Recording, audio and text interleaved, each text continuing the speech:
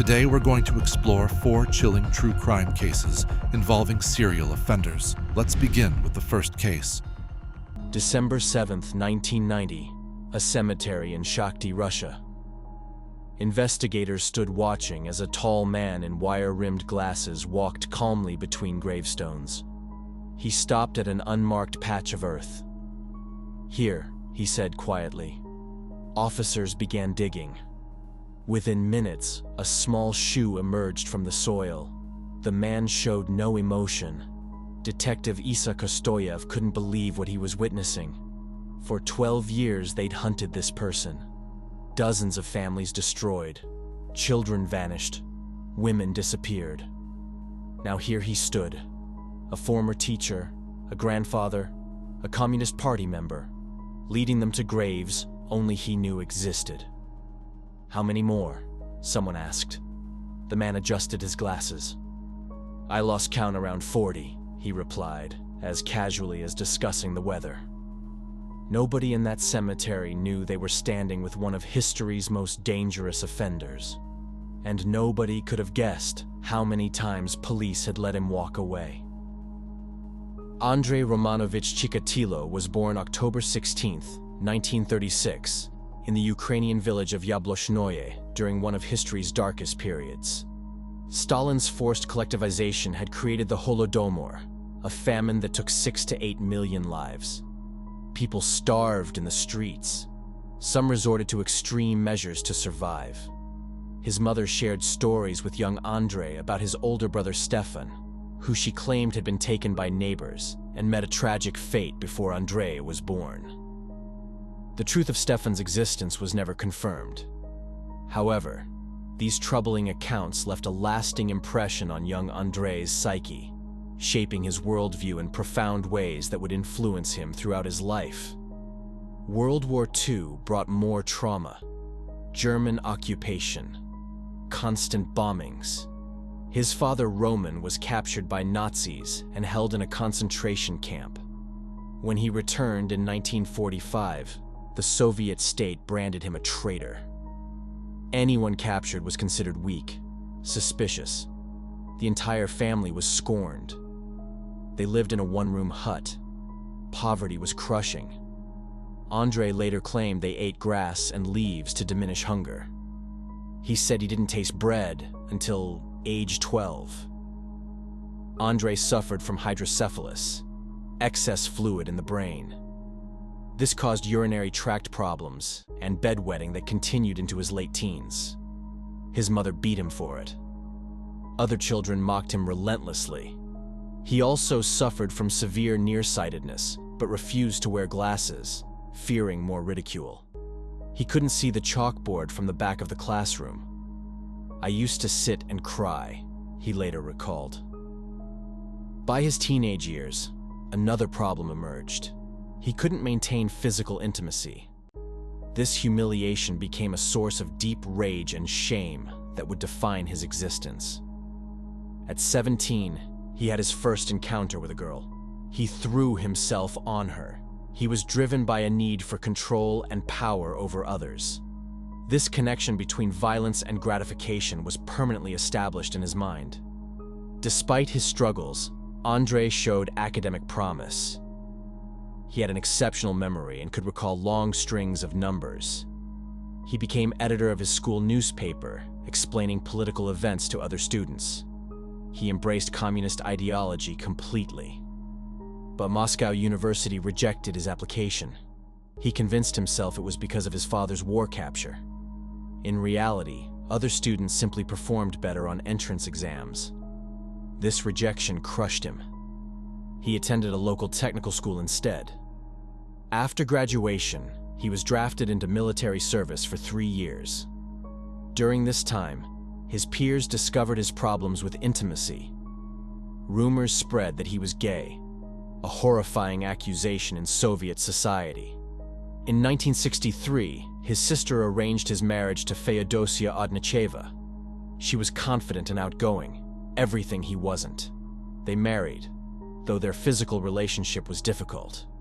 Through various means, they had 2 children. daughter Ludmila in 1965 and son Yuri in 1969. In 1971, Andrei earned a degree in Russian literature from Rostov University. He found work as a teacher, hoping for respect and acceptance. Instead, he found humiliation. Students didn't take him seriously. They mocked him, called him the goose, Russian slang for someone who inspires zero respect, refused to behave. He had no control. His behavior toward students became increasingly inappropriate. He violated professional boundaries, entering dormitories without authorization and acting improperly. In May 1973, during a school outing at a river, an incident occurred involving a 15-year-old student named Lyuba. Other students heard her distress and came to investigate. He should have been arrested. Instead, he was simply forced to resign in January 1974. He moved to another school. The pattern continued. By 1978, complaints piled up about inappropriate behavior with students, both girls and boys. This should have ended his teaching career. It should have put him in prison. Instead, faculty chose not to report it. Andrei bought a rundown house near the Grushevka River in Shakhty, his private place, away from his family, away from questions. It was here that his darkest fantasies would become horrifying reality. December 22nd, 1978. 9-year-old Yelena Zakotnova walked home from school. Near a bus stop, a tall man with glasses approached her. He seemed kind. She mentioned needing a restroom. The man said his house was nearby. She could use it there. He led her to the small rundown house by the river. Once inside, he locked the door. Yelena would never leave alive. Chikatilo attempted to assault her but couldn't achieve physical intimacy. Rage consumed him. He stabbed her 3 times in the abdomen. The sight of her blood gave him the satisfaction he'd never experienced before. He strangled her. He carried her body to the Grushevka River and threw her remains and school bag into the water. Her body was found 2 days later on December 24th. Police investigated thoroughly. A neighbor mentioned seeing young girls entering Chikatilo's house. They found blood on his doorstep. The light was still on inside. Everything pointed to him. Investigators questioned Chikatilo 8 or 9 times, but his wife said he was home that evening. They believed her. Instead, police focused on Alexander Kravchenko, age 25, who had served 6 years for a previous offense. Under brutal interrogation, Kravchenko confessed. He was tried, convicted, and sentenced to 15 years. But public wanted more punishment. A new judge gave him the death sentence. Kravchenko was executed by firing squad in 1984 for a crime he didn't commit. The real perpetrator walked free. And the experience taught him something terrible. He could get away with this. 3 years passed. Chikatilo later said he struggled with what he'd done, tried to suppress the urges, but the psychological dam had broken. September 3rd, 1981. 17-year-old Larisa Tkachenko waited at a bus stop outside Rostov Public Library. She'd run away from boarding school. When Chikatilo approached offering food and drink, she agreed to go with him. He led her to woods by the Don River. The attack was worse than his first.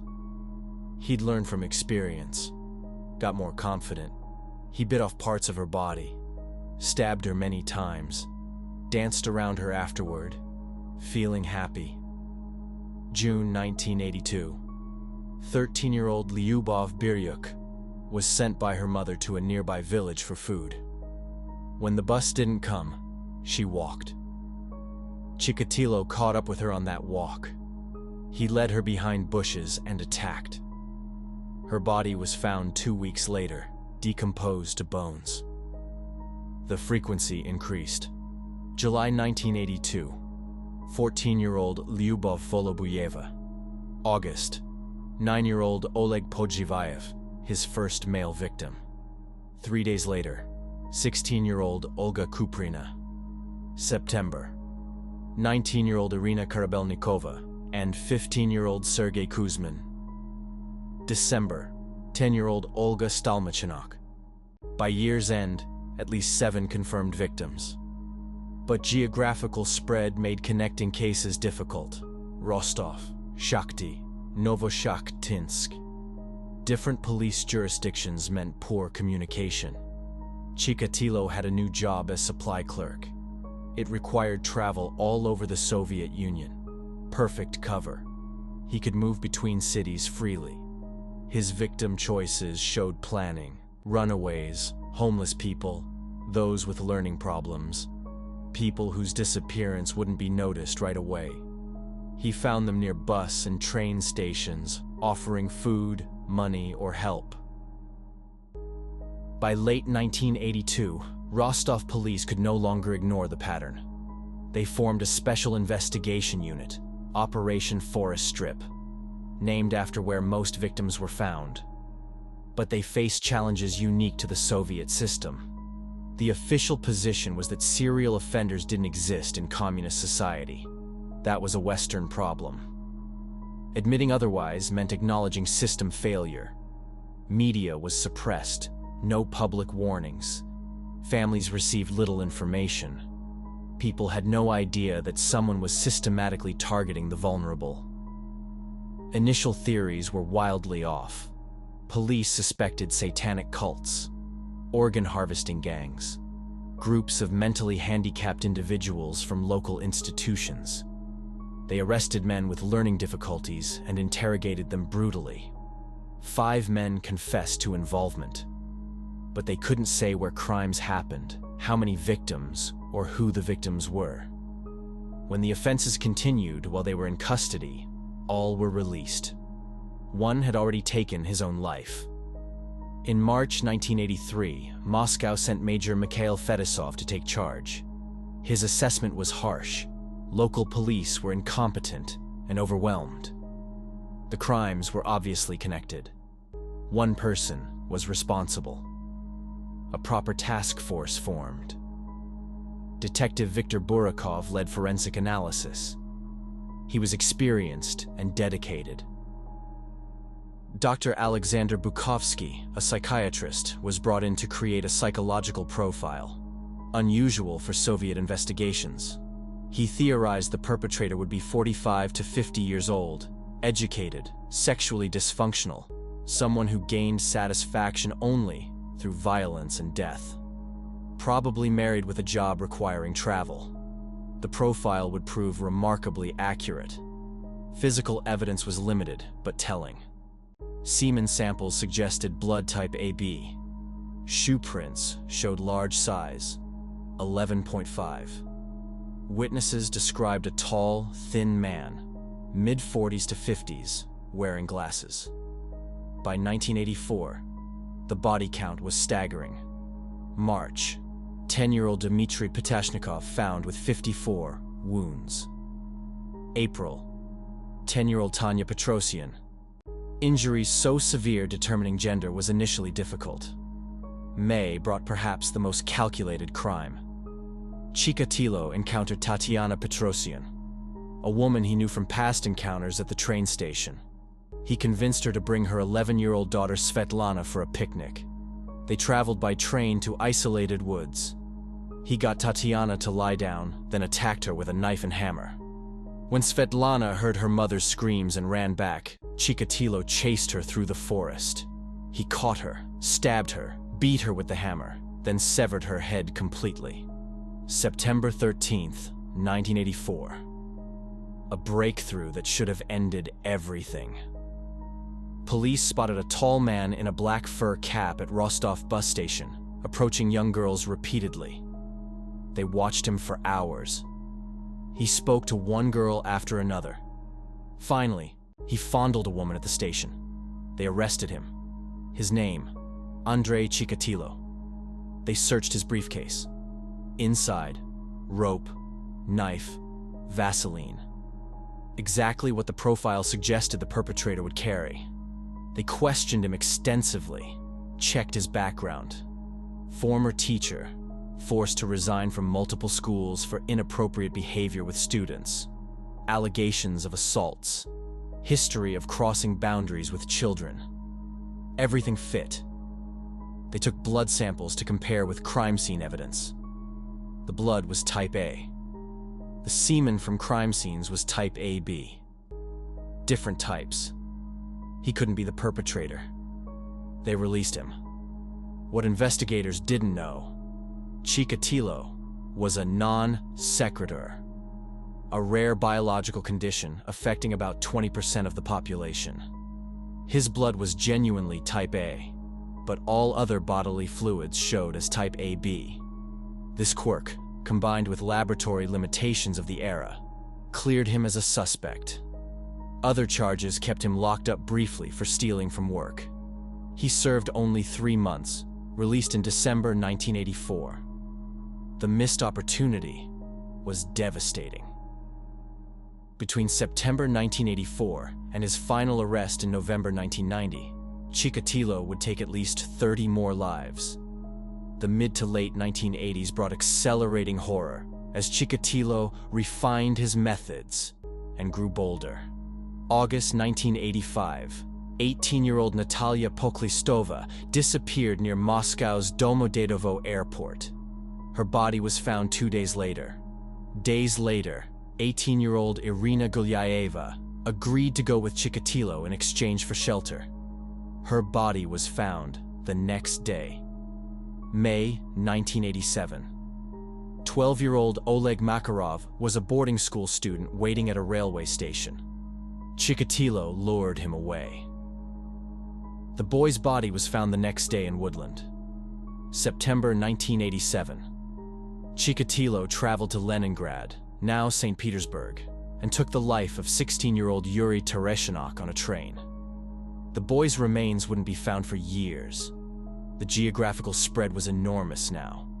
From Ukraine to Uzbekistan, from Rostov to Leningrad.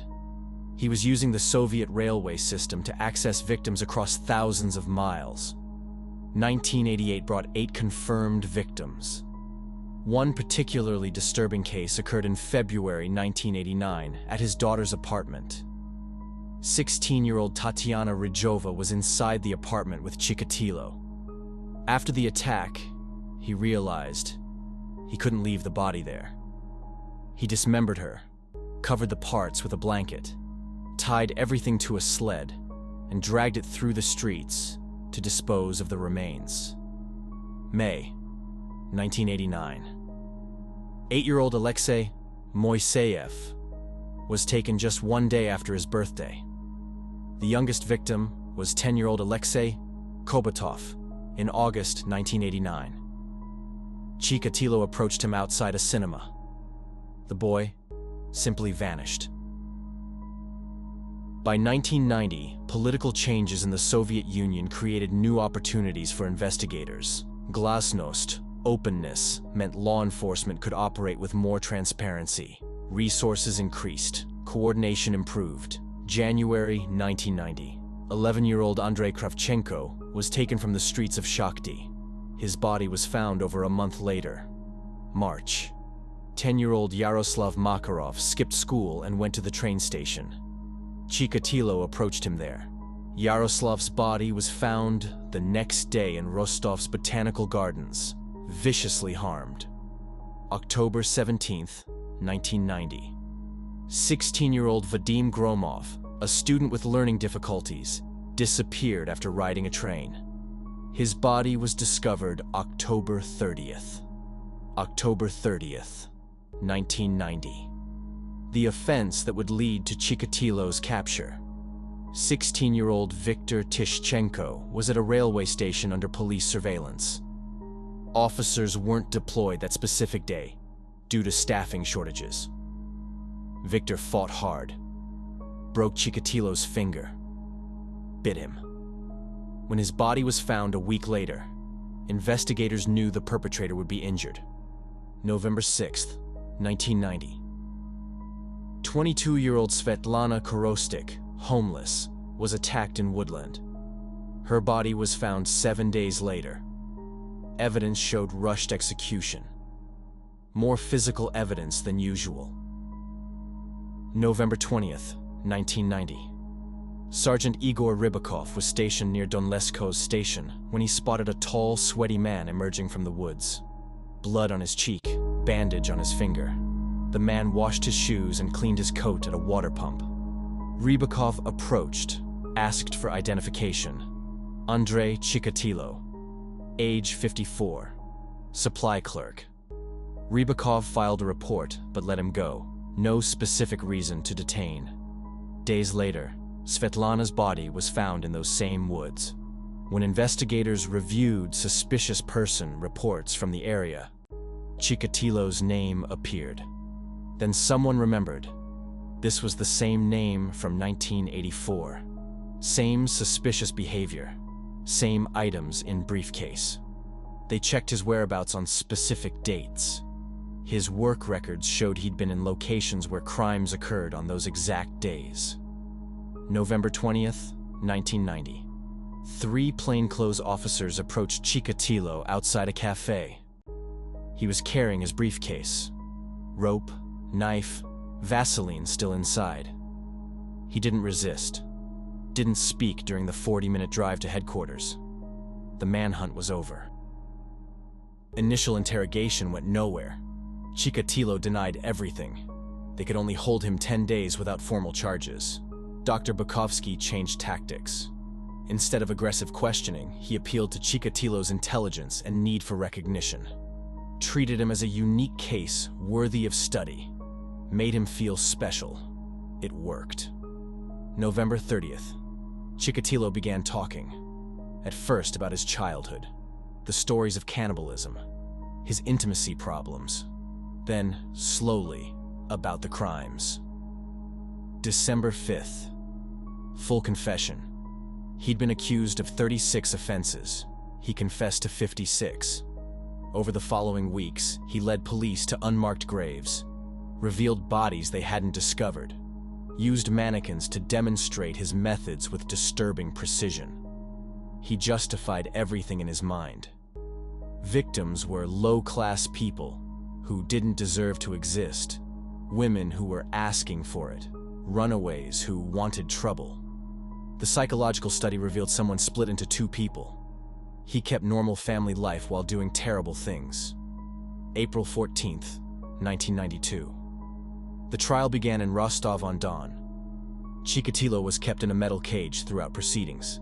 Standard practice for dangerous defendants, but also necessary to protect him from victim families who filled the courtroom. He was formally charged with 53 counts of ending lives. The 56 he confessed to, minus 3 they couldn't prove. Throughout the trial, Chikatilo's behavior was bizarre. Singing, shouting nonsense. His defense argued mental incompetence, but forensic psychiatrists determined otherwise. While clearly disturbed, he understood his actions, knew right from wrong, was competent to stand trial. The prosecution presented overwhelming evidence, physical evidence from scenes, his own confessions, witness identifications. The case was solid. The psychological study revealed someone split into 2 people. He kept normal family life while doing terrible things. Played with his grandchildren after returning from crimes. Went to Communist Party meetings between attacks. October 15th, 1992. After months of testimony, the jury deliberated several hours. They returned guilty verdicts on 52 of 53 counts. One case from 1978 couldn't be proven definitively. He was sentenced to execution, 19 separate instances of the highest penalty Russian law allowed. When the verdict was read, the courtroom erupted in applause. Victim families wept with relief. Outside, celebrations broke out. Chikatilo's response was to shout from his cage, calling the judge a swindler and demanding a lawyer. His final words to the court: "Why me? Show me the corpses." Appeals continued for nearly 2 years. Chikatilo's lawyers filed motion after motion. All were denied. President Boris Yeltsin refused a final appeal for mercy. The sentence stood. February 14th, 1994. Valentine's Day. Exactly 16 years after his first victim. Andrei Chikatilo was led from his cell in Novocherkassk prison to a private execution chamber. A single shot was fired behind his right ear. Death was instantaneous. He was 53 years old. His body was cremated. Ashes disposed of without ceremony. He was buried in an unmarked grave at the prison cemetery. Fitting, since he'd created so many unmarked graves himself. For the families of 53 victims, his execution brought limited closure. Some felt relief. Others felt empty. Many said no punishment could equal what he'd done. Chikatilo's case forced fundamental changes in Soviet and Russian law enforcement. Better interjurisdictional coordination, improved forensic capabilities, acceptance that psychological profiling was valuable. Most importantly, acknowledgement that such offenders could exist anywhere, regardless of political system. We remember the victims. Yelena Zakotnova, 9. Larisa Tkachenko, 17. Lyubov Biryuk, 13.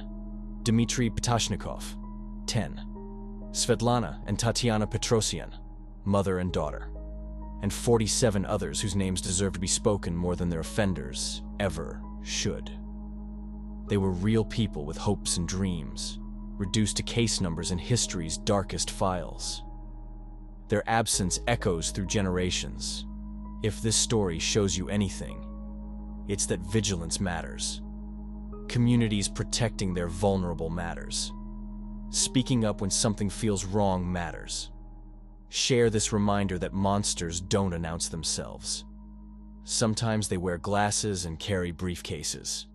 Stay aware, stay connected, and never forget the ones we lost. Now, let's move on to the second disturbing true crime story.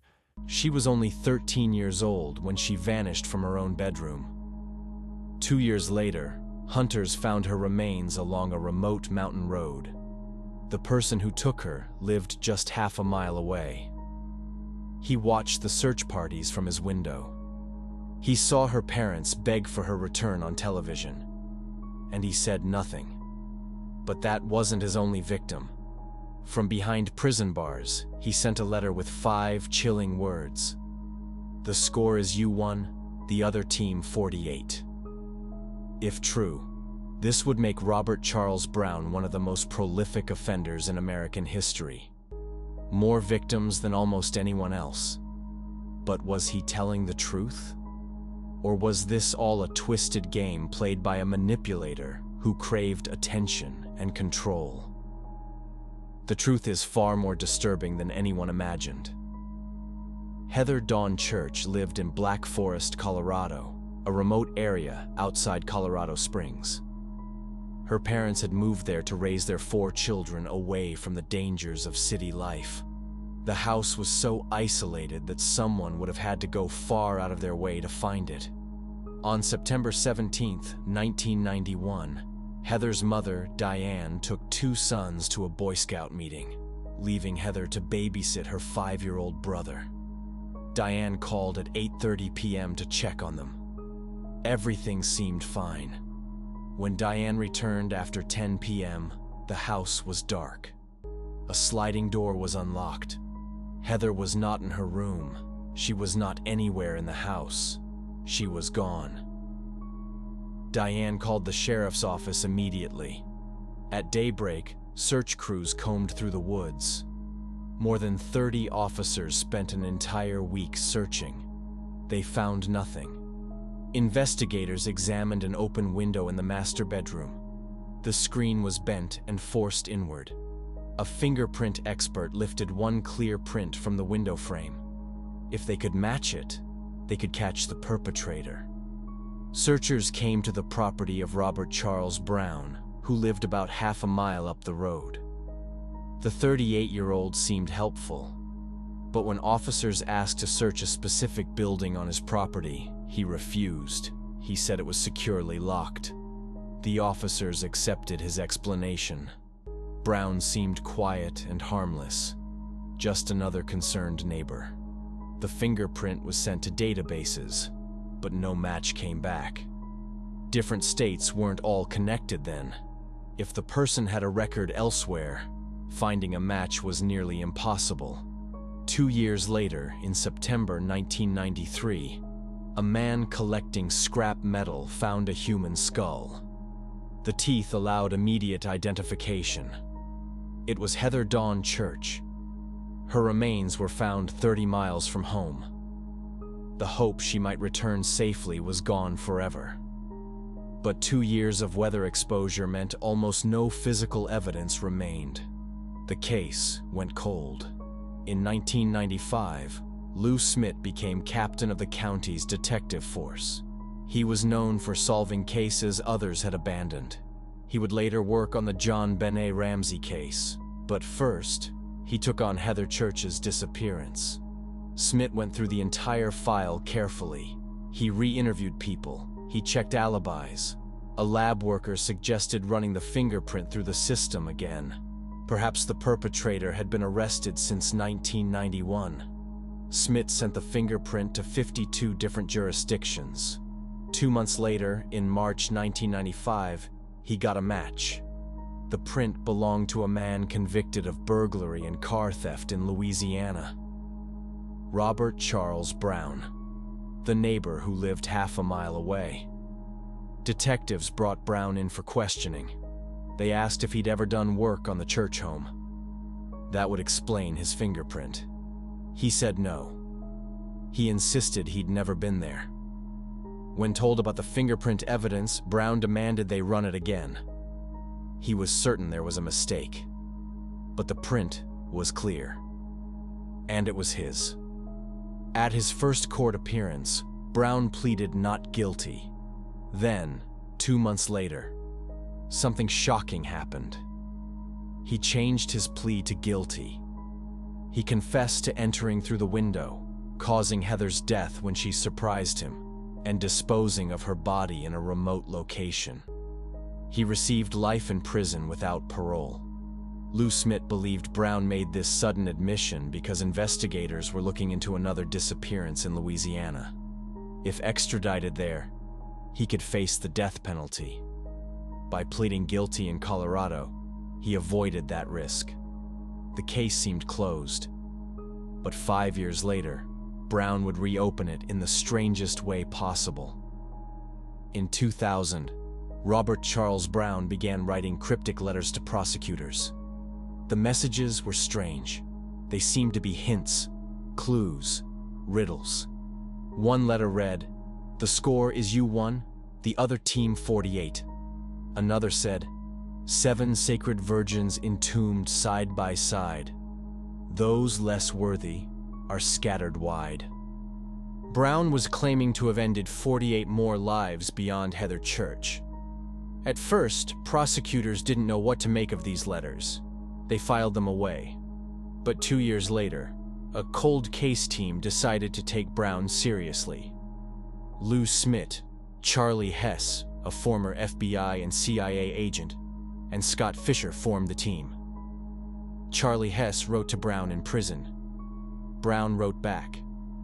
After 6 letters, he began dropping hints about another victim. A 15-year-old girl named Rocio Sperry, who had disappeared in Colorado Springs in 1987. Brown played games with Hess for about 4 years. He would drop small clues, then stop communicating. He enjoyed the control. Eventually, Brown provided enough details to solve Rocio Sperry's case. He described a specific ring she wore. He pinpointed her apartment complex and narrowed it to Unit 107, 108, or 109. Investigators found Joseph Sperry, an Army veteran whose wife Rocio had vanished in November 1987. She lived in apartment 109. When Joseph returned home from duty, his wife was gone. Her clothes were in garbage bags. A 10-inch length of her hair, still in a ponytail, lay on a dresser. Joseph had been the main suspect for years.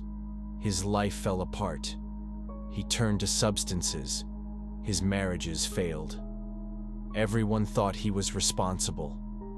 When Brown confessed to ending Rocio's life, it cleared Joseph's name. But Rocio's body was never found. Brown claimed he had dismembered her remains and scattered them in an isolated area. Without a body, Brown still pleaded guilty to this second case in 2006, another life sentence. Brown then made an even bigger claim. He said he'd been taking lives since 1970. He drew a crude map showing 9 states where he claimed to have victims: 17 in Louisiana, 9 in Colorado, 7 in Texas, 5 in Arkansas, 3 in Mississippi, 2 each in New Mexico, Oklahoma, and California, and 1 in Washington state. He said his first victim was a fellow soldier in South Korea. He claimed he used various implements and methods. He disposed of victims in lakes, rivers, and remote areas. Some he dismembered. If true, Robert Charles Brown would tie with Gary Ridgway, the Green River Killer, who was convicted of 48 cases. Some believed Brown was trying to beat that record, to be known as the most dangerous killer America had ever seen. But there was a major problem. Brown provided very few details about most claims. In only 19 of the 48 cases did he give any information. And even then, much was vague. Too vague to be useful. Police in multiple states investigated Brown's claims. They looked into unsolved cases matching his timeline and locations.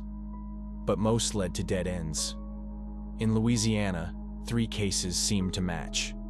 Catherine Jean Hayes, 15, disappeared in 1980.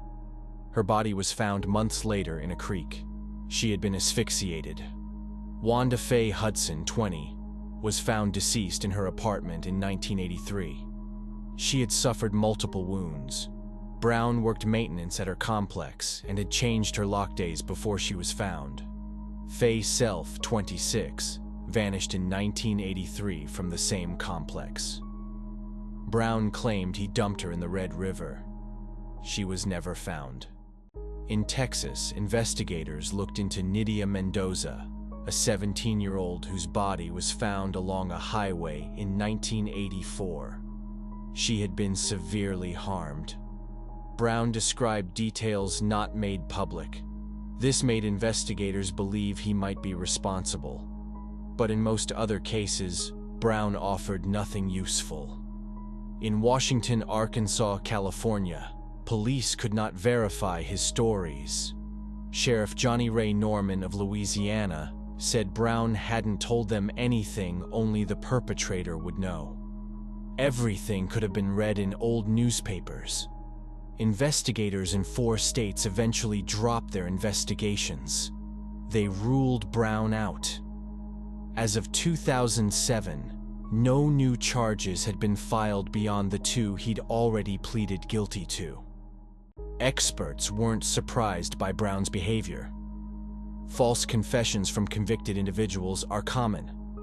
Once serving life, there's no reason not to claim other acts.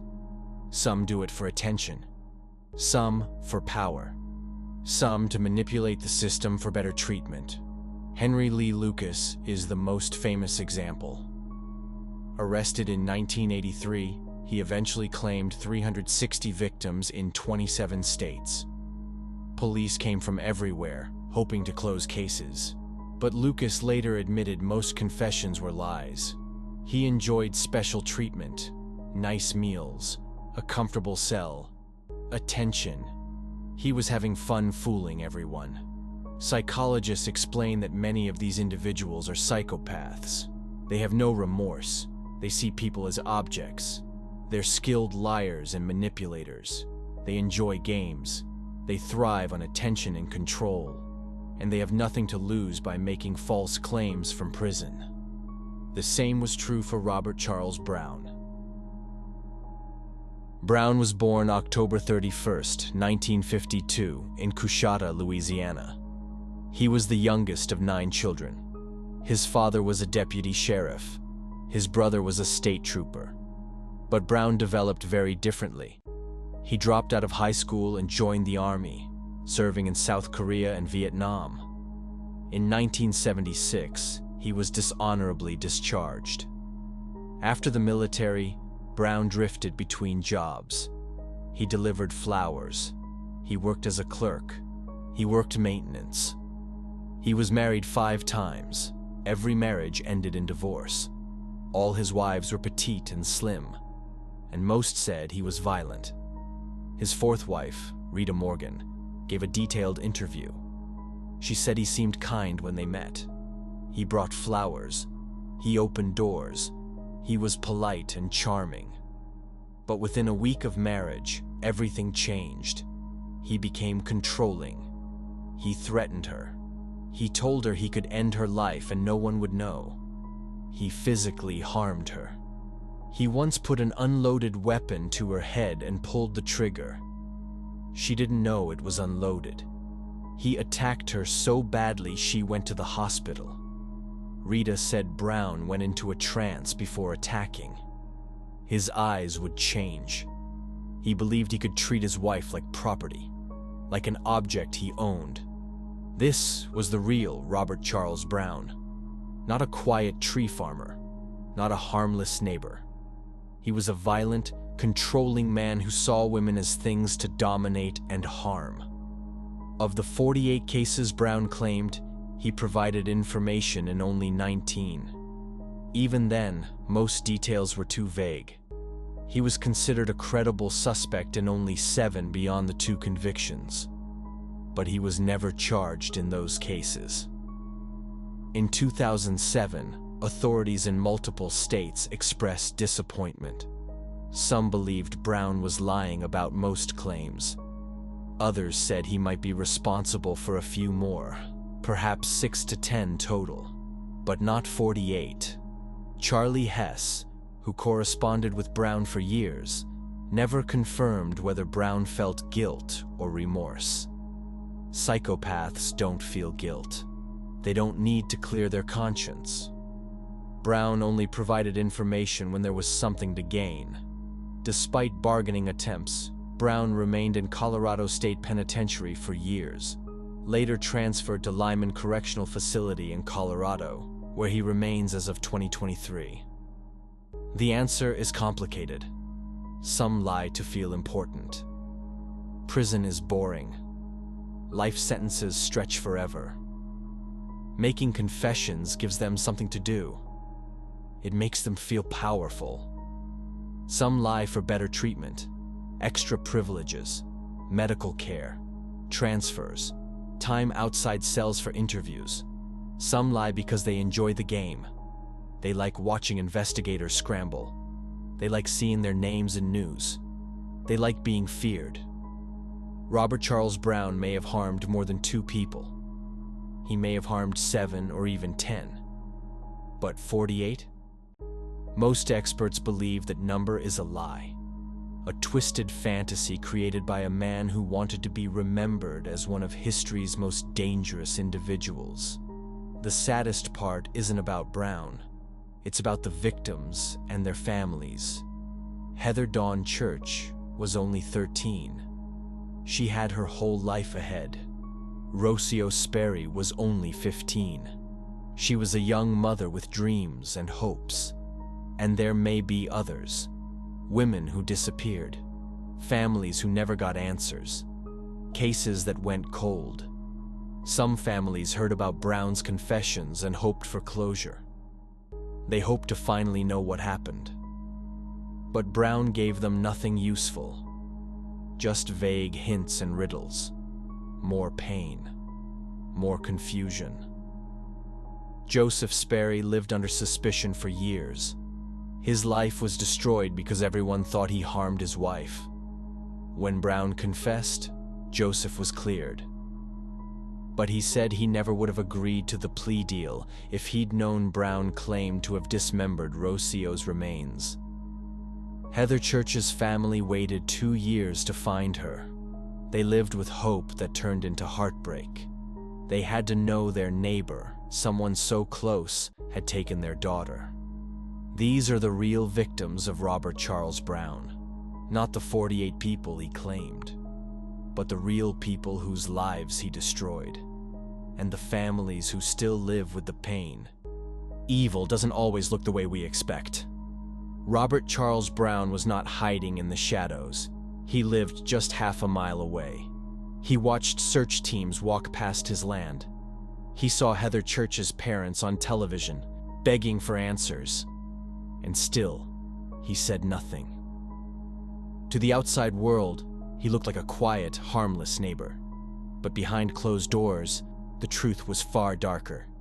Years later, from inside a prison cell, Brown found another way to hurt people, through letters, short sentences, strange clues. Cold words like, "The score is you won, the other team 48. With ink and paper, he pulled investigators back into his world. Maps were drawn, states were listed, old cases were reopened. For families waiting decades for answers, hope returned once again. But hope can be dangerous when it is built on lies. Detectives reviewed old files. Photographs were pulled from boxes. Names were spoken again after years of silence. Yet in most cases, Brown gave no real details. No proof. Just vague hints that led nowhere. He wasn't helping. He was controlling the story, keeping attention focused on himself. While investigators searched, families suffered.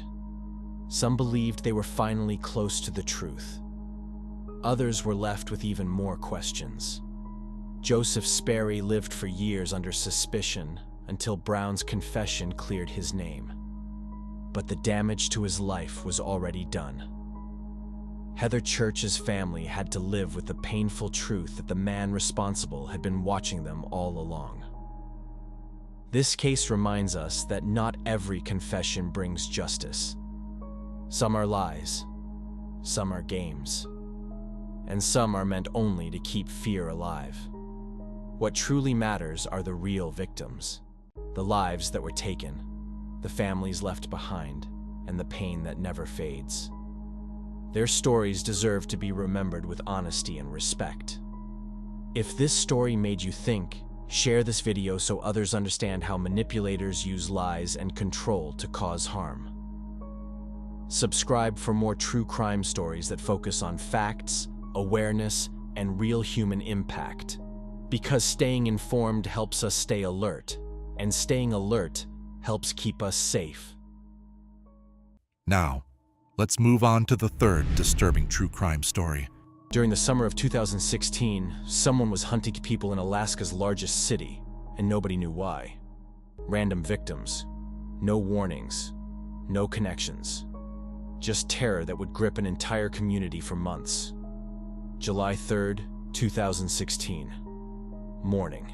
Anchorage, Alaska.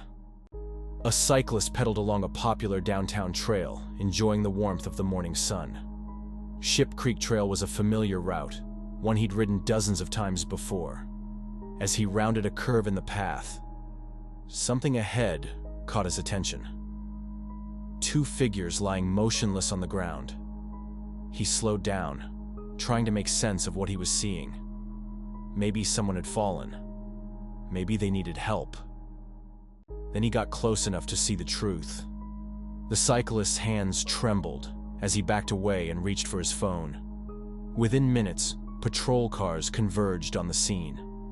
Officers approached carefully. What they found confirmed the worst. Two people, both deceased. Evidence of weapon fire scattered across the area. Someone had done this. Homicide detectives arrived and began processing the scene. The victims were identified as Brianna Foisey, age 20, and Jason Netter Sr., age 41. Jason Netter was a man who had lived a difficult life. He had a long history with law enforcement, mostly substance-related. He was homeless at the time, living near the area where he lost his life. A friend who shared a storage unit with him told investigators his first thought was that Jason had gotten into trouble with the wrong people. A dirty deal, the friend said. It was a logical theory in a city that was already dealing with a substance crisis. Brianna Foisey was 20 years old. She had been born with fetal alcohol spectrum disorder, a condition that shaped every part of her life. Her adoptive mother, Marcella Foisey, had tried everything to help her, including staging an intervention in a last attempt to pull Brianna away from the path she was on. Brianna had refused the help. She had been struggling dependency challenges and periods of homelessness. She was someone fighting against circumstances that were never fair to begin with. She loved to sing. She was someone who deserved more time than she got. The exact nature of her connection to Jason Netter was never fully made public. Bullet fragments collected at the scene were forwarded to the Alaska State Crime Lab. The findings revealed the rounds were high caliber and traced back to a specific firearm. Now, that is not your everyday street firearm. It was a favorite among collectors and law enforcement officers before semi-automatic alternatives took over. It was large, heavy, about 2.5 pounds, and not easy to conceal. What was it doing here, and who was carrying it? Police had no suspects, and for nearly 4 weeks, no answers either. 26 days passed. Then, on July 29th, just before 3 o'clock in the morning, something happened in East Anchorage that would add a new layer to a story nobody had fully assembled yet. 3 teenage girls were looking out of a window near their home. They noticed a man standing in the shadows near a wooded area. He was tall. He was wearing a camouflage jacket. He was just standing there. Something about it felt off enough that the girls stepped back from the window. Minutes later, a young man on a yellow bicycle came into view. He was riding home from a late shift at work. He did not see what the girls had seen. He had no reason to suspect anything. His name was Trayvon Kendall Thompson. He was 21 years old. Everyone close to him called him Trey. Trey was by every account a good person with a straightforward life. He worked. He came home. He played video games with his friends. He had actually traded his car for a laptop at one point so he could game online. He had no history with drugs or gangs. He had plans to enlist in the military. He was, in every way, simply a young man heading home after a long night at work. He never made it. The girls heard the sound of gunfires. By the time police arrived, Trey had been seriously harmed. He was still alive when officers reached him, but he passed away at the scene shortly after. Security camera footage from the area showed a figure approaching on foot, a pause, and then someone riding away on a yellow bicycle. Because of the camera angle, only the lower half of the person could be seen. It was not enough for an identification. But the 3 girls had gotten a look at the man standing in the shadows just before the incident. A sketch artist was brought in. What came out of that session was the first real image investigators had of whoever was responsible. A tall man, a camouflage jacket, long hair, and when forensic teams confirmed that the same Colt Python had been used on Trey as had been used on Jason Netter and Brianna Foisey 26 days earlier, the Anchorage Police Department understood they had something much bigger than a substance dispute on their hands. They chose not to tell the public about the weapon connection. The reasoning was sound. If word got out about the specific weapon, whoever was carrying it might get rid of it. And right now, the weapon was the only solid thread they had. But here is what made Trey's case so disorienting for investigators. He had no connection whatsoever to the first 2 individuals affected. Different life. Different part of the city. Different everything. So why Trey? That question would not get an answer for months. And when it did, the answer would leave one man, a man sitting in a prison cell, completely devastated. 4 weeks went by. The sketch circulated. tips trickled in. The yellow bicycle was never found. And then, at 1:42 in the morning on August 28th, a woman called police to report a lifeless person on a bicycle path at Valley of the Moon Park in the northwestern part of the city. Officers arrived to find not one victim, two. The first was 34-year-old Kevin Turner. He had been found beneath the park's pavilion. Kevin was homeless, struggling with schizophrenia and bipolar disorder. Care facilities had been difficult for him to stay in. His conditions made the routine hard to manage. He had been living in the park, using the pavilion as a place to sleep. He was there that night because he had nowhere else to go. The second deceased individual was 25-year-old Bryant DeHussan, a well-known figure in Anchorage's environmental community. He had recently bought a new Schwinn bicycle and, according to his father, had headed out that night to ride over to a friend's house, taking the trail through the park. Investigators believe Bryant arrived at the park at exactly the wrong moment, that he came across something already underway and was lost his life because of it. He probably had no idea what he had walked into until it was far too late. The same Colt Python, the same early morning window. 5 lives now, all connected by one weapon and one person, moving silently through a city that was only beginning to understand what it was dealing with. Anchorage Police Chief Chris Tolley and Mayor Ethan Berkowitz held a public meeting at Valley of the Moon Park. Nearly 200 residents showed up. The questions were direct. Are we safe? Is one person responsible for all of this? Is there a pattern? The chief's answer was careful. The worst thing we can do is speculate, he said. But the city was already past the point of waiting for official confirmation. Parents were pulling their kids off the trails. Cyclists were changing their routines. The fear was real, and it was spreading faster than any tip line could manage. The FBI came in. A $10,000 reward was posted for information leading to an identification. More than 175 tips came in. Every one of them was followed up. And here's the part that would only become clear much later. At least one of those tips had pointed directly at the right man. But the thread was not pulled far enough. Not yet. So, who was James Dale Ritchie? He was born in November 1976 and grew up right there in Anchorage. He attended East Anchorage High School, where he was hard to miss. Standing 6 feet 3 inches tall and heavily built, he played both football and basketball. He was part of the team that won the 1994 state football championship. He was also sharp in the classroom, scoring 1,200 on his SATs, which opened doors at universities across the country. He was recruited by multiple Division I programs and ultimately accepted at West Virginia University, where he made the football team. He had everything lined up. He was also close friends with 2 brothers, Quincy and Bobby Thompson.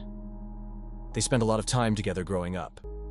The day before James left for college, Quincy lost his life in a violent incident and was taken from everyone who loved him. That loss hit James hard as he headed out of Alaska for the first time. He lasted 1 semester at West Virginia University before dropping out and returning to Anchorage. Whatever had been set in motion during that time, whether it was grief, pressure, a wrong turn, or something already building inside him, James Dale Ritchie came back different. He entered the world of illegal trading. He became involved in illegal animal fighting. Between 1995 and 2005, he accumulated a string of arrests, drug offenses, promoting animal fighting, a narcotics-related home invasion. In 2005, he was arrested for breaking into someone's home in the middle of the night carrying plastic handcuffs and 2 firearms. Nobody ever found out what he intended to do. He was sentenced to 2 years in prison. After his release, he handed a Colt Python revolver to someone he trusted for safekeeping and left Alaska for Virginia, where his parents were living. He stayed there for several years, relatively quiet, off law enforcement's radar. He traveled around the lower 48 states. The FBI would later investigate whether he was connected to unsolved cases in Virginia, Colorado, and Las Vegas, but nothing was officially confirmed. Then, in early 2016, a relationship ended. James Ritchie packed up and came back to Anchorage. He arrived in March. He tracked down the person who had been holding his Colt Python. He took it back. And before he disappeared back into his daily life, he did something that almost nobody would have predicted. He reached out for mental health treatment. He sought help. Whether that treatment went anywhere, whether he was diagnosed with anything, whether he ever followed through, nobody knows for certain. The records are incomplete. What is known is that by the time July arrived, whatever chance that help represented had passed. 3 months passed after Valley of the Moon. The investigation was still open. The tips had slowed. The sketch was still circulating in newspapers and on television across Anchorage. And in late October 2016, something happened that showed just how dangerously close the city was to this man, without knowing it. Trayvon Thompson's mother, Mandy Primo, was driving one evening when she spotted a man standing outside Alaska Regional Hospital who matched the sketch. She did not hesitate.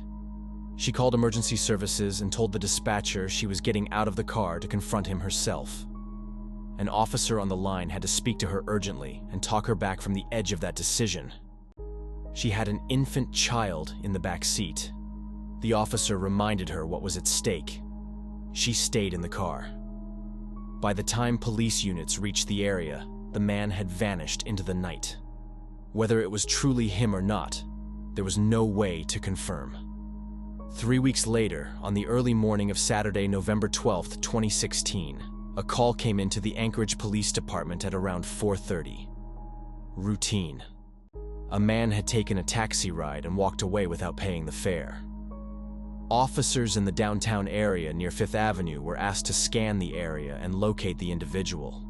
Officer Arnie Salau, a 5-year veteran of the Anchorage Police Department, spotted a tall man walking along the sidewalk not far from the reported location. He pulled his cruiser alongside the man slowly, giving him space, keeping it calm. He turned on his lights and through his loudspeaker asked the man to stop. A simple request. The kind officers make dozens of times every shift without a second thought. The man kept walking, eyes forward, no reaction. Salau tried again, this time through the megaphone directly. "This is the Anchorage Police. You need to stop." The man slowed his pace. Then he stopped completely. And then, he turned around.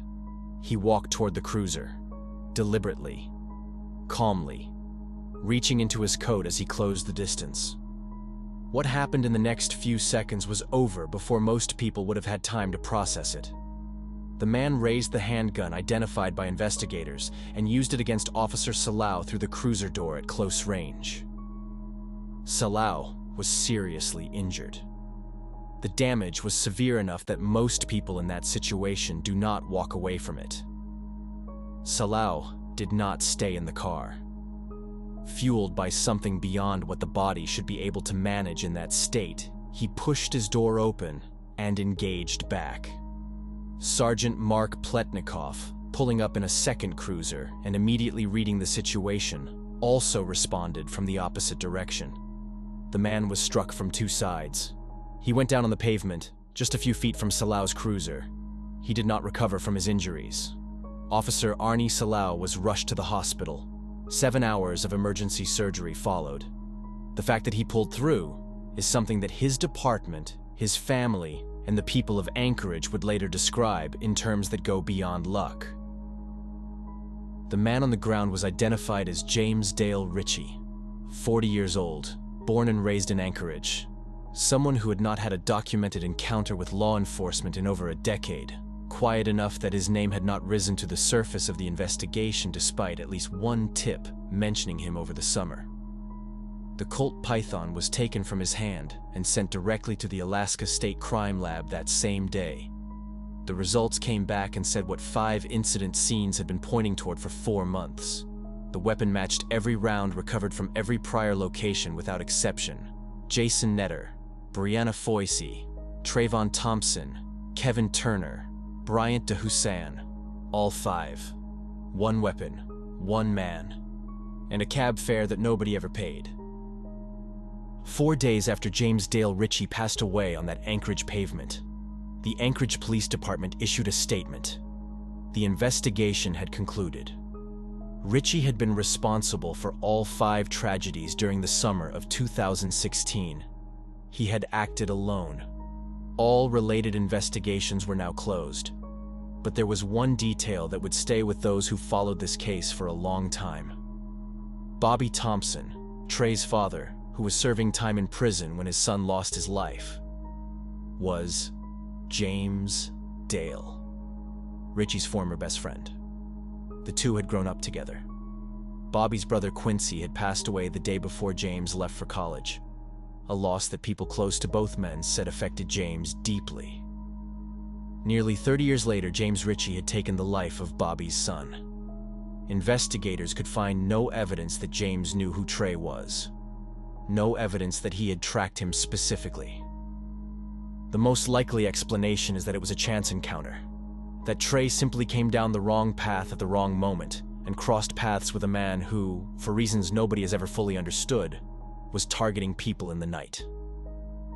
Bobby Thompson, sitting in a prison cell, learned that the person who had taken his son was his oldest friend. He said he could not wrap his head around it. People who had known James when they were all young said the same thing. He came home, one told a reporter, and something happened. I don't know what. Nobody does. James Dale Ritchie never faced a courtroom. He never gave a statement to investigators. He left no explanation. There was no clear motive connecting all 5 individuals whose lives were cut short. No financial trail. No personal history with most of the people whose lives he ended. No pattern that made investigators confident they understood why this happened the way it did. The individuals affected were different people, from different parts of the city. The only things they had in common were a trail, an early morning hour, and a man moving through the dark with a weapon. What is confirmed: 5 people who should still be here are gone. James Dale Ritchie was brought down on a November morning in 2016 during the officers' response to the confrontation. There was no trial, no final statement in a courtroom. The case was closed by a department statement, a forensic match, and the silence of a man who took his reasons with him. 5 names deserve to be remembered: Jason Netter, Brianna Foisey, Trayvon Thompson, Kevin Turner, Bryant DeHussan. Cases like this one are reminders that danger rarely announces itself. Stay aware. Trust what feels wrong. And talk about these stories, because awareness is one of the most powerful things a community has. If this case made you think, share it with someone who needs to hear it. Subscribe and turn on notifications. Stay safe. Stay vigilant. Message Namaya. Now, let's move on to the 4th disturbing true crime story. It was a small plastic inhaler, the kind used by someone with asthma, a routine, personal item. And it was sitting inside a pig farm in Port Coquitlam, British Columbia, a farm that had no connection to the woman it belonged to. That inhaler was traced to one of the women who had gone missing from Vancouver's downtown east side. Police had received tips about this property for years. Reports that women were going in and not coming out. Reports that were logged and largely set aside. But this inhaler was physical, traceable. It connected a missing woman directly to a 17-acre farm. Once that link was confirmed, the investigation that followed became one of the largest forensic operations in Canadian history. And the story it uncovered was one that Canada had failed to see for far too long. Port Coquitlam is a suburb 17 miles east of Vancouver, quiet, tree-lined, and entirely unremarkable to most who pass through it. Canadians knew it mainly as the hometown of distance runner Terry Fox, but on its outer edge, at 953 Dominion Avenue, sat a 17-acre pig farm that had been in the Picton family for 3 generations. From the road, it looked like a working rural property. Up close, the smell and scale of the operation made it something else entirely. Robert William Picton was born on October 24, 1949, the second of 3 children. The household he was raised in bore almost no resemblance to an ordinary domestic environment.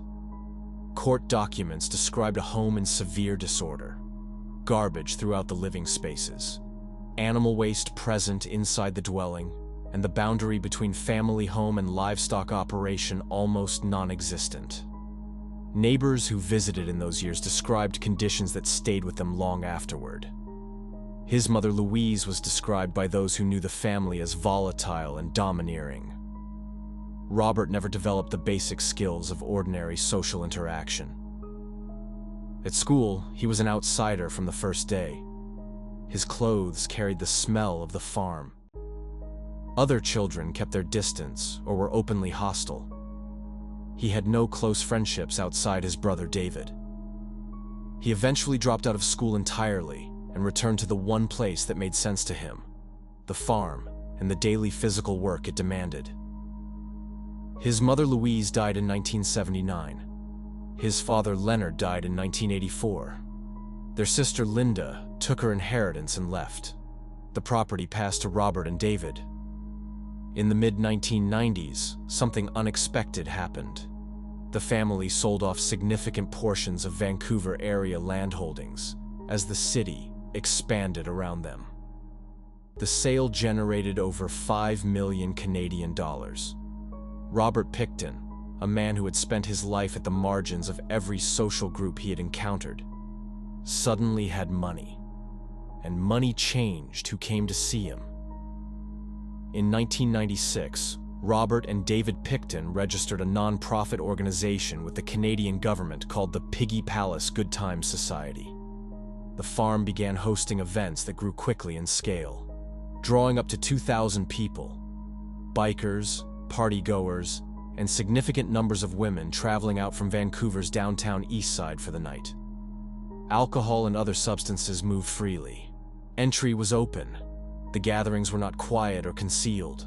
Local law enforcement was broadly aware they took place. The city eventually shut the operation down around 2000 for unlicensed sale of alcohol. But by that point, women had already been disappearing for years, and the farm had established itself, in certain circles, as a place where ordinary rules of society did not apply. Picton was also widely known locally for traveling to Vancouver's downtown east side to seek out women there. This was not hidden behavior. People in the neighborhood were aware of it. Some law enforcement officers who patrolled the area recognized his face. He was a known presence.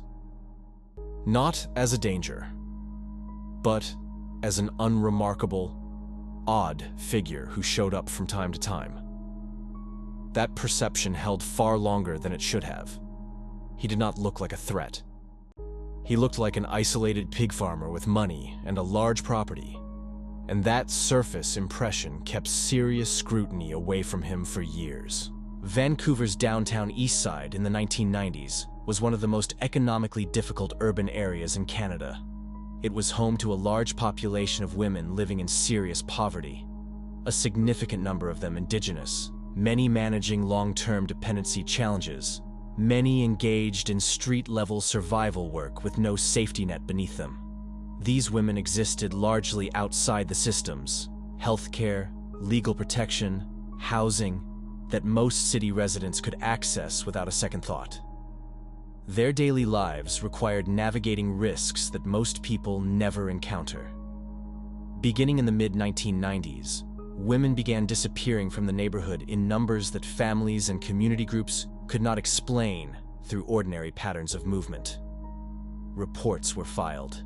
Community organizations began compiling their own lists, because the official records felt incomplete and the institutional response felt absent. Indigenous women's organizations raised the alarm with specific urgency. The disappearances were not scattered or random. They were concentrated, patterned, and continuing to grow. Between 1995 and 2001, at least 65 women were formally reported missing from the area. The actual number is almost certainly higher. Some women had no one positioned to notice they were gone. Multiple tips connecting the disappearances to the Picton farm reached police during this period. In 1998, a detective was made aware of a call to a police tip line specifically naming Robert Picton. Between 1998 and 1999, 4 separate individuals independently contacted authorities with concerns about the property. One report stated directly that human remains were present on the premises. A warrant was secured. No search was conducted. The file moved on. The women kept disappearing. In 1997, a woman accepted a ride from Robert Picton. He drove her to the farm at 953 Dominion Avenue. Once she was there, isolated from any help, far from the city, the encounter turned. She was restrained and seriously injured in the assault that followed. In the struggle, she managed to reach the weapon Picton had been using and turned it on him, injuring him in return. She got off the property, reached the road, flagged down a passing vehicle, and was taken to hospital. Police responded. Picton was treated at the same hospital facility for his own injuries. She gave a complete statement to investigators. She named her attacker. She described what had happened in detail. Robert Picton was arrested and formally charged with attempted grievous harm, aggravated assault, and unlawful confinement. In January 1998, Crown prosecutors decided to stay all of the charges. The stated reason given was that the woman's background, her work in street-level survival, and her history of dependency challenges made her, in their assessment, an unreliable witness. The case was closed. Picton walked out without any consequence. Of the women who disappeared between 1998 and Picton's eventual arrest in February 2002, investigators later determined that at least 20 were still alive at the point when those charges were stayed. That figure sits at the center of everything that followed, not as an abstraction, but as a specific accounting of what the institutional decision of January 1998 actually cost. By 1998, the scale of the disappearances had become impossible to publicly ignore. Vancouver Police and the RCMP formed a joint task force called Project Amelia, specifically to investigate the missing women cases. In 2001, it was restructured and renamed Project Even-Handed, with a broader mandate and additional investigative resources. The work of systematically reviewing every tip and file that had accumulated over the previous years was enormous. Records handled inconsistently across multiple agencies with poor coordination between them. But one name appeared consistently across every strand of that review: Robert William Picton. Multiple women had described dangerous encounters with him. Multiple community sources had independently pointed toward 953 Dominion Avenue. The connections had existed for years. What had been absent was the institutional will to assemble them into coordinated action. And that absence had come at an extraordinary cost to the women who were still disappearing while the files sat unreviewed.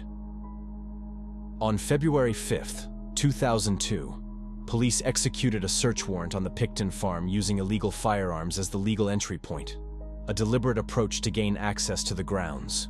Within hours, investigators found personal belongings connected to one of the missing women. A second court order followed the next day. On February 22, 2002, Robert Picton was formally charged with the first-degree homicide of Serena Abbotsway and Mona Wilson.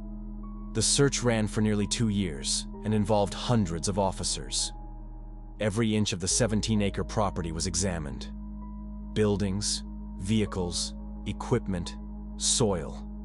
Forensic anthropologists, DNA analysts, and pathologists worked in conditions described by those involved as among the most technically demanding of their careers. The land had processed tens of thousands of pigs over decades, and separating human biological material from animal required analysis of fragments that were, in many cases, extremely small. DNA. Evidence eventually connected at least 33 women to the property. Personal effects belonging to additional women were recovered across the grounds. When Picton was brought in for formal questioning, he gave investigators nothing. He denied all knowledge of the missing women. When photographs of those who had disappeared were placed before him, his response was described by everyone present as completely flat. Not the flatness of someone managing distress, but of someone for whom the faces produced no reaction of any kind. Police placed a trained undercover RCMP officer inside his cell. The officer had studied Picton's speech patterns, his references, his manner of engaging in conversation, everything needed to present as a like-minded person Picton would trust. Maintaining that persona in close quarters with this man, over an extended period, required both skill and a considerable degree of personal resolve. The operation succeeded. Picton began talking. He was not cautious. He was, by the accounts of everyone who analyzed the recordings, actively eager to share. In the recorded conversations, Picton described his actions in terms that forensic psychologists consistently characterized as boastful rather than confessional. He was not releasing a burden. He was presenting what he considered an achievement and expecting recognition for it. When the undercover officer described a method for removing evidence from a scene, Picton cut him off. He said he knew a better approach. He described the rendering equipment on the farm, industrial machinery designed to process animal remains into base biological material, and the specific role it had served. He spoke about it the way someone might describe solving a practical problem they were proud of. Then came the number, 49. He said it while expressing frustration that he had not reached 50. 50 was the figure he had been working toward. Forensic psychologists reviewing the recordings for the Crown stated that this framing, behavior described as a running total, a personal target missed, was consistent with someone who had wholly removed any recognition of the humanity of the people he was discussing. The count was what mattered. The people in the count did not. In a separate exchange, he compared himself to a figure being unjustly punished. Language revealing that he had constructed an internal story in which he was not the source of harm, but the person being wronged by those investigating him. That self-framing, combined with the boastful accounting of his actions, gave the Crown a coherent and deeply disturbing psychological portrait to place before the jury. Picton's trial opened in January 2007 at the Supreme Court of British Columbia in New Westminster. Given the volume and complexity of evidence, the Crown divided the 26 charges into two separate proceedings. The first covered 6 cases and ran for more than 10 months, one of the longest criminal trials in Canadian legal history. The prosecution anchored its case on 3 pillars: physical evidence recovered from the farm, including human remains and DNA, linked to multiple women, testimony from witnesses and survivors who had been to the property, and the recorded cell conversations, which place Picton's own words at the center of the Crown's argument. The defense accepted that harm had occurred on the farm, but argued that the degraded forensic evidence, gathered from land saturated with decades of animal material, could not conclusively establish that Picton was personally and directly responsible for causing each individual harm. They pointed to the farm's history of large gatherings and the many other individuals who had accessed the property over the years. It was a strategy aimed not at acquittal, but at reducing the degree of the findings. The jury returned its decision on December 9, 2007. Robert Pickton was found responsible on 6 counts of second-degree homicide for Serena Abbotsway, Mona Wilson, Andrea Josbury, Brenda Wolfe, Georgina Papin, and Marnie Frey. The jury concluded the evidence did not meet the standard required for first-degree findings, meaning they could not determine to the required legal threshold that each act had been planned and deliberate. For many families, that distinction was one more thing the system had failed to get right. The judge imposed life imprisonment with no possibility of parole for 25 years, the maximum available under Canadian law for a second-degree conviction. The Crown then announced it would not proceed with the remaining 20 charges. Pickton was already serving the maximum available sentence. Further trials would cost tens of millions of dollars and produce no greater legal consequence. For the families of those 20 women whose cases would never be heard in a courtroom, that announcement was not a legal decision. It was one more form of loss. In 2010, British Columbia launched the Missing Women Commission of Inquiry with a mandate to examine how the investigation had been conducted and where it had failed. The inquiry heard from police officers at every level, from families of the women who had disappeared, from community advocates who had been raising alarms for years before any coordinated institutional response emerged, and from survivors who had reported dangerous experiences at the farm and been largely ignored. The findings were direct and damaging. Systemic bias against women in street-level survival, and against Indigenous women specifically, had shaped how tips were assessed, how missing persons reports were prioritized, and how decisions about witness credibility were made throughout the investigation. The 1997 incident, when Pickton was charged and the charges were stayed, had been the clearest opportunity to end the situation years before additional women lost their lives. That moment had been closed by an institutional judgment about whose account was worth believing. Coordination between Vancouver Police and the RCMP had been chronically inadequate. Resources had not matched the scale of the problem. The inquiry issued 63 formal recommendations for reform. This case did not exist in isolation. Indigenous women and girls in Canada are 12 times more likely to go missing or to lose their lives to violence than non-Indigenous women, 16 times more likely than white women. The Pickton case became a catalyst for the national inquiry into missing and murdered Indigenous women and girls, which ran from 2016 to 2019 and gathered testimony from over 2,000 survivors and family members. The final report concluded that the pattern of violence and institutional neglect directed at Indigenous women in Canada constituted genocide. The word was chosen deliberately, to name the scale and to establish a level of accountability that softer language could not carry. The women Robert Pickton was charged in connection with were Serena Abbotsway, Mona Wilson, Andrea Josbury, Brenda Wolfe, Georgina Papin, Marnie Frey, Wendy Crawford, Heather Bottomley, Jennifer Furminger, Helen Hallmark, Patricia Johnson, Heather Chinnock, Tanya Holick, Sherry Irving, Ingrid Hall, Diane Rock, Sarah DeVries, Cynthia Felix, Angela Jardine, Diana Melnick, Deborah Jones, Kara Ellis, Tiffany Drew, Kara Koski, Andrea Borhaven, and Jacqueline McDonnell. These are names, not a number attached to a case file. Each belonged to a person with a life, a history, and people who loved them. Serena Abbotsway was 29, described by family as artistic and kind, working toward a more stable future. Mona Wilson was 26, originally from Manitoba, known for keeping her humor in hard circumstances.